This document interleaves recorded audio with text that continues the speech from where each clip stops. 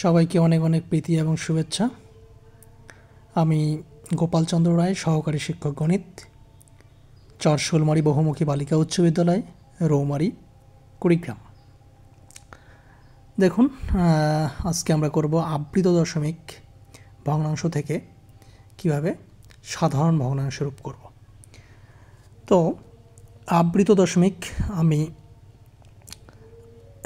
একটা উদাহরণ দিই যে 0.2 আবৃত বা পৌনঃপুনিক, একে আমরা করব। ঠিক আছে, তাহলে শুরুতে কি আসে যে 2 বিয়োগ 0, তারপর হচ্ছে 9। তাহলে 2 থেকে 0 বাদ দেওয়ার অর্থ হচ্ছে 2/9। এটাই হচ্ছে এটার উত্তর। আবার দেখুন 0.35 দুটোর উপর পৌনঃপুনিক। এবার তাহলে কি হবে? 35 বিয়োগ 0 বাই হচ্ছে 9। দুটো সংখ্যার উপর পৌনঃপুনিক, তাই দুটো 9। তাহলে 35 থেকে 0 বাদ দেওয়া মানে আবার 35 বাই হচ্ছে 99। এটাই সাধারণ ভগ্নাংশ রূপ হয়ে গেল। আবার 0.13 এবং 3 সংখ্যার উপর পৌনঃপুনিক। তাহলে কি হবে? আবার এটা হবে 13 বিয়োগ কি হবে?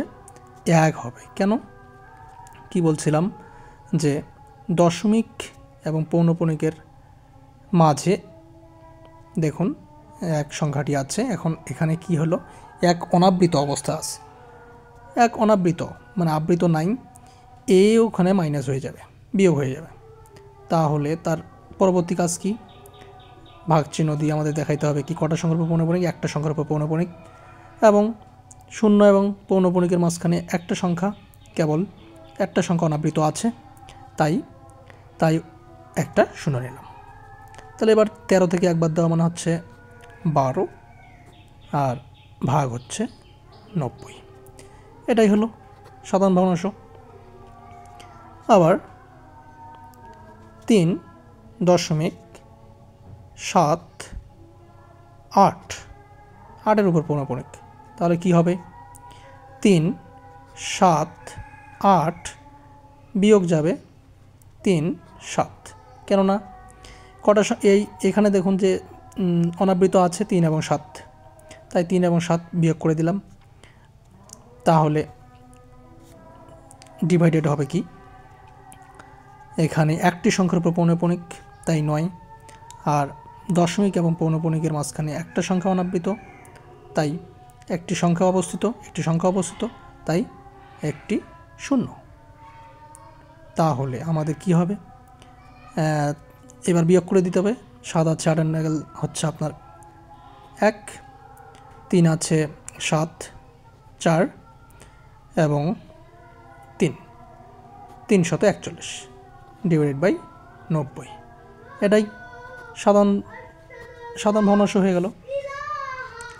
আর একটা এবার হচ্ছে 62 না, এখানে হচ্ছে 6.2309।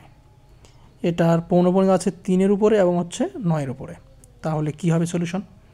আমাদের ফ্ল্যাটভাবে চিন্তা করতে হবে বলছিলাম। এখানে ভাবতে হবে 62, 3, 0 এবং 9। তাহলে ডিভাইডেড কি হয়ে যাবে? এখানে 3টি সংখ্যার উপর পৌনঃপুনিক আছে, এখানে 0-এর উপর পৌনঃপুনিক নাই, তারপরেও এখানে আছে ধরে নিতে হবে। মানে একসাথে তো 3টা পৌনঃপুনিক হয় না। এখানে 309 ভাবে আমাদের সংখ্যাটা আছে।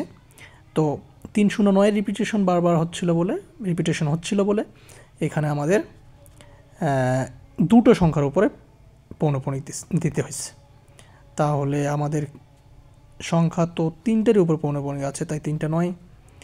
এবং দেখুন এখানে দশমিক এবং পৌনঃপুনিকের মাঝখানে একটি সংখ্যা, তাই একটি শূন্য নিতে হবে। আচ্ছা, আরও একটু মিস্টেক হয়ে গেল, এখানে বিয়োগ দিতে হয়। কি বিয়োগ দেওয়া যায়? কয়টি অনাবৃতই আছে, কোন কোন সংখ্যা অনাবৃত আছে? 6 এবং 2। এখানে 6 এবং 2 বিয়োগ হয়ে যাবে। তারপর কি হবে? এটা বিয়োগ করে দিতে হবে। 2 আছে 9 লেখা হচ্ছে আপনার 7, 6 আছে 10, 4, হাতে হলো 1 দিয়ে এখানে বিয়োগ করলে হবে 622, 622, 4, 7 এই সংখ্যাটি। আর নিচে হচ্ছে 9, 9, 9 এবং 0। এই হচ্ছে, এটা সাধারণ ভগ্নাংশ হয়ে গেল। এই হচ্ছে। তো ঠিক আছে, আজকে এই পর্যন্তই। ভিডিওটি ভালো লেগে থাকলে সবাই লাইক, কমেন্ট, শেয়ার করবেন। শেয়ার করে পাশেই থাকবেন। সবার মঙ্গল কামনা করে আজ বিদায় নিচ্ছি। নমস্কার।